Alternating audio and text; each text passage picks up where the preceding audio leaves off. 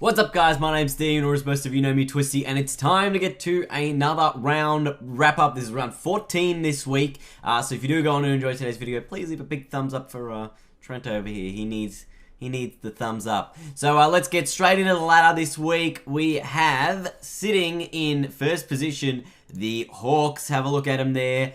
11-3, they'll have the bye this week, along with Geelong, the Giants, North Melbourne, Fremantle and Brisbane, the other teams having a bye in round 15, of course. Sydney had the bye this week. They didn't really move. I think they may have moved up a position. Geelong lost a couple of percentage, so the Swans jumped over the top of them. But a real big missed opportunity for Geelong at this stage. I mean, you're 10-4 and you've only got one loss to top 8 sides. So I think that they're in a little bit of maybe trouble of missing out on a top 2 finish, but I think the Giants are also well placed. I think that top 4 should be the final top 4. Maybe Adelaide can sneak in there if they can nudge out one of those sides. Adelaide versus North Melbourne. The Crows should have won this by 50 to 100 points. They kicked 12 goals, 28, which is a record number of behinds for the Adelaide Crows, and a record number of behinds by any team since 1995. So their accuracy definitely costing them a little bit of percentage in the end there, and could have really ruined North's top 4 chances with that percentage destruction. But North Melbourne were lucky to get away there. They only kicked 2 more goals than North Adelaide, despite having 23 more scoring shots. And they were in a lot of gee whiz, I can't say words. A lot of trouble, North Melbourne, because they just, you miss out on a lot of opportunities. When you come up against real high-quality opposition, they just can't beat them. And I think that's their problem at the moment. That's the problem I have going into finals, and that's what they've had over the last couple of years. Is they've done well, but they cannot beat the best quality opposition. In this case, they've lost to Hawthorn, they've lost to North Melbourne. Oh wait, they've lost to Adelaide, they've lost to Geelong, and they've lost to Sydney. All of them away, granted, but they still got to get the job done over one of those sides if they're going to push into the top 4. If you're going to be in the top 4, you have to beat other top 4 sides. It's as simple as that. Moving on to the next game, we've got Collingwood and Fremantle from Friday night. Cloak kicked a couple, Cox kicked a couple, White kicked a couple, Pavlich kicked a couple, and Ballantyne kicked a couple as well. I didn't really watch too much this game. I watched the first quarter, and that was about it. So they started well, Collingwood, and then I watched the highlights a bit after. They started well. Cloak probably played his best game for the season, given how pretty poor he's been all year. So really good stuff from him to sort of recover there. You'd think he'd hold his spot, even with Darcy Moore coming into that side. It'll be interesting to see if they take out one of those 3 talls in Cloak, Cox and White in that forward line, depending on who I guess they're playing or who they match up against will be interesting. I don't think he can play all 4 of them unless Jesse White plays sort of back, which is what he played earlier in the season when they were managing to fit them all into the side. But yeah, except for Cox. Cox hasn't played with Cloak until now. Oh no, there was played a couple of weeks ago as well. But they were much improved, Collingwood, and Fremantle. They were pretty poor. They were pretty disappointing given how well they'd come off the last 3 weeks. Granted, they weren't against top quality opposition, but they still managed to get wins. So I think that they'll be disappointed with their effort this week, and will probably look to push through next week. I think they've got a bye next week, so we'll see how they go when they return from their bye. Maybe they were just stuffed, all the young kids. You never know. But let's have a look at the Coleman really quickly here. Buddy on top, 47, had a bye this week. Kennedy's still got a game in hand. Lynch has a game in hand. Jenkins, Betts, all with games in hands there, those top 5 players. And then Gunston on 33 and Bruce on 31. And Hawkins also on 31. Gee, there's a number of players on 31. Hawkins and Bruce also do not have a game in hand because they have already... they got their bye next week. So that's interesting to see. But looks pretty much like a 3-horse race at the moment between Franklin, Kennedy, and Lynch. I know Jenkins is up there, but I think he's 9 goals back, and that's going to be really difficult to peg back unless, he can kick, a couple of bags. Just more than one. That'll be the only way that it happens. Moving on to Saturday, early game time slot. That was Richmond and the Brisbane Lions. 7-goal win of the Tigers. 42 points. Rewald kicked 4 goals. Should have had 7.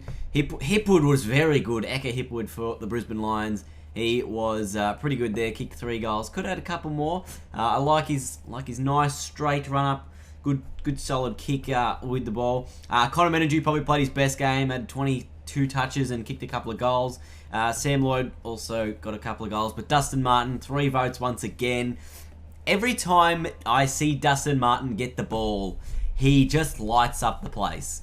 And you can notice it really easily compared to previous seasons, is that Dustin Martin, when he gets the ball now, he just takes off and goes. He runs. Whereas, you know, the last couple of seasons, he probably hasn't been able to do that as much as in terms of just absolutely explode with the ball. Now he has this explosive pace that he can just run with the ball. He's definitely a chance for the Brownlow. And Richmond, if they're going to make the finals, which I still think is a very far away miracle, Dustin Martin is going to be the man.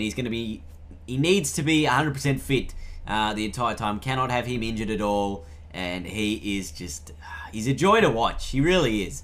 He's one of those players that you just love watching get the ball now. And he looks like he's moving really fluently now compared to other seasons. You know, other seasons might have stagnated a bit later on in games. But now he is just as fit as can be. He's looking a ripping player. Absolutely love his work. And where to now for Brisbane? Well, they fought hard. They fought it out to the end. They were down by 56 points at three-quarter time. Managed to win the last quarter. So they'll take that as a positive out of this game and hopefully work that forward to the next couple of weeks. They've got a bye next week. So we'll see how they go on the back end of that. Now, on to the Twilight game. We saw the Giants obliterate Carlton. It was pretty close for the majority of the first and halfway through the second quarter, but then they just exploded GWS. Stevie J very good. Josh Kelly's very good. Cameron only kicked 3 goals, and you know, he didn't really have that much impact on the game, to be perfectly honest. Dylan Shiel is an absolute gun of a player. He will be right up there in Brownlow votes with Callum Ward and all Australian as well, those two potentially. Absolutely ripping players to watch. And the Blues, you know, Bryce Gibbs 200th had 29 touches, did alright, but they definitely would want a little bit more consistency with their performances. You know, they had their good string of wins in a row, and then they knocked off Geelong. Now, can they somehow, I don't know, find another way to knock off another top 8 side? It will be interesting to see come the end of the season. I think that's probably what they want out of the year, is probably just maybe knock off another top 8 side and get a little bit more consistency with their game. That is Carlton. Now, let's move on to what I considered to be the game of the season. This was insanely good to watch. St Kilda 14-9-93 defeated Geelong 13-12-90. Mingington kicked 3. Weller kicked a couple. He was close to my best on ground, Mav Weller, sorry, for the Saints. He was just so fierce and hard with the ball, and he just ran and ran and ran. Jack Stephen was also up there in terms of best on. Reward had 26 touches from the wing, so these guys are just getting there. Hawkins, did he get a free kick at the end of the game? Should he have got a free kick? I don't think so. I think it was just, you know, one of those instances that people make out to be more important than it was. Selwood and Dangerfield were good as usual for Geelong. But boy, this was a super exciting match. And the reason I'm saying it's the game of the season is because I think it probably overtakes Richmond and Sydney. It overtakes Adelaide and Sydney because, you know, both sides were just 100% pressure the whole time. It was insanely difficult to get at possession, and each chance had to be taken because there was so many desperate efforts by players to make it to a contest and win or nullify the contest, and I think that's what St Kilda did the entire night. It was going to be interesting to see if they could pull it off for the entire 4 quarters. That's what I was always wondering early on, and they did. And then Jack Stephen socketed it off the ground at the very end, and they got the win. They managed to hold off for the last 4 or 5 minutes there without a further score. So really, really well done to St Kilda there. Absolutely.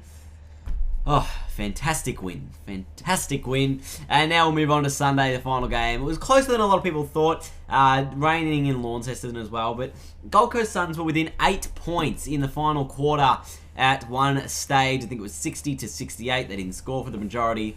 For the rest of the game, the Hawks kicked the final 3 with, I think, Sicily, Gunston. Oh no, Gunston kicked one. And Bruce kicked one. And I think that Burgoyne kicked the other one to sort of seal the deal. The two leading ball winners for each side were Gary Ablett and Sam Mitchell. They were probably the two best players on the ground. I think Mitchell probably outranks Ablett there for the 3 votes, but they were very, very good.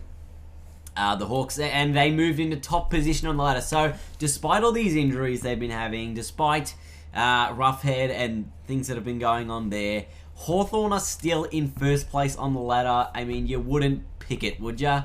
Unbelievable. I think they got the bye next week, so they might drop off, but gee whiz, they are finding a way, aren't they, Hawthorn, to just, like, if they finish top 2, good luck to anyone stopping them in the final series. I mean, it's going to be very difficult. But once again, let's take a look at the top 8 v top 8. Geelong 6-1 still. I think it was one couple of teams here. Adelaide added a win to their ledger, so they moved to 4-4 against top 8 sides, and North Melbourne moved to 2-4 against top 8 sides with their loss to the Crows. I think this week the top 8 v top 8 match will be the Swans and the Bulldogs, so we'll see how we go coming into that game. Thank you so much for watching, everyone. Hopefully you enjoyed today's video and you enjoyed the footy on the weekend, especially that St Kilda Geelong game. If you haven't watched it yet, watch some of the highlights already. It was a ripping game. And thank you guys for watching, and I will see you all later.